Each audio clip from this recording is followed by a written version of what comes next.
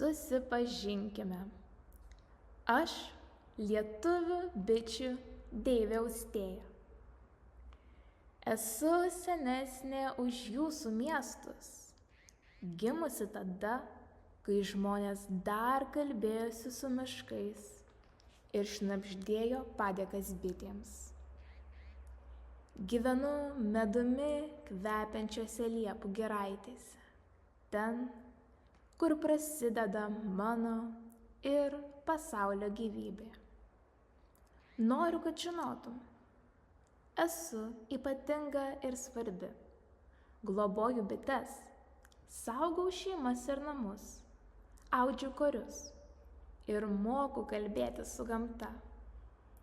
Mano gyvenimas spinduliuoja paprastumu ir meilė gyvybei, pasauliui ir, žinoma, bitėms.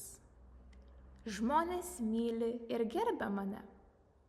Jų meilę atpažįstu per Bičkopio šventę, rugpjūčio vidury, kai garbinami žolynai, iš kurių bitutės neša saldųjį medų. Daugelį metų taip laimingai ir gyvenau, kol kartą mane pasitiko baisi žinia. Tądien nubudau anksti, juk pats rugpjūčio gražumas ir ypatingoji Bičkopio šventė. Laikas bėgo, aš su savo bitutėmis puošiamės prieš sutinkant žmones, bet manojoje liepų giraitėje judesio kaip nebuvo, taip nebuvo. Šiek tiek sunerimau, tačiau vis vien buvau tikra, jog po pietų čia prasidės tradicinė šventinė programa, ypatingojo medaus degustacija ir šokių vakaras. Bet laikas skriejo toliau, nė nemanydama sustoti. Po truputėlį pradėjo jaustis vėsesnio vakaro vėjas, kol mane apsupo žvarbus vėjo gūsis. O tai galėjo reikšti tik vieną. Nutiko kažkas liūdna. Aš, bitės ir vėjas nekalbėjome apsupti tylos. Netrukus žvarbusis gūsis giliai įkvėpė, o manyje dar stipriau sukilo įtampa ir gaubė nežinomybė. Tada svečias prabilo liūdnoku balsu. Aš pravirkau, kai mano ausis pasiekė ši mintis. Tiesiog nenorėjau tikėti.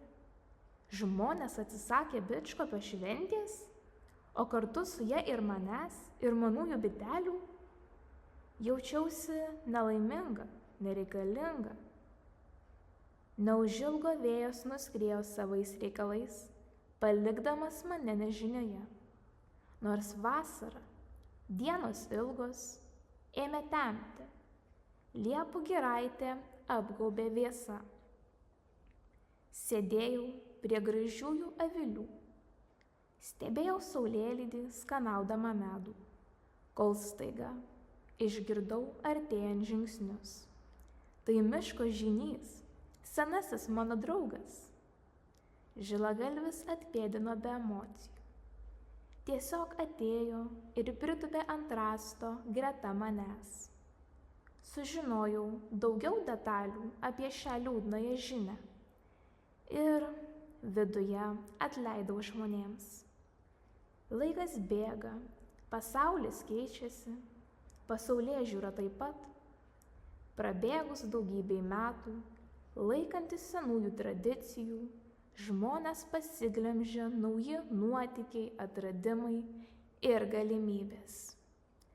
Tokia ta žmonijos dalia, nuolat negrįžtamai keistis. Ir man, pasaulio mylėtojai, teko tai pripažinti. Nuo tada manęs neberasite kvapiosiuose liepų giraitėse. Tačiau keletas gerųjų rūpestingųjų žmonių prisiminė mane po daugel metų ir įkūrė būtent čia. Balsių mitologinėme parke. Vietoje, kur kadaise pasitarimams burdavosi bičių spiečius.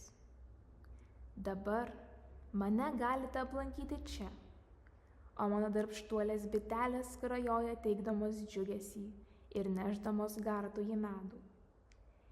Niekas nestovi vietoje, tačiau vis vien pritrūkus ramybės, jos visada galite pasisemti aplankant ir prisimenant pagonių dievus ir deives, nes būtent jie ir yra mūsų, lietuvių, buvusių pagonių, pradžia ir širdis.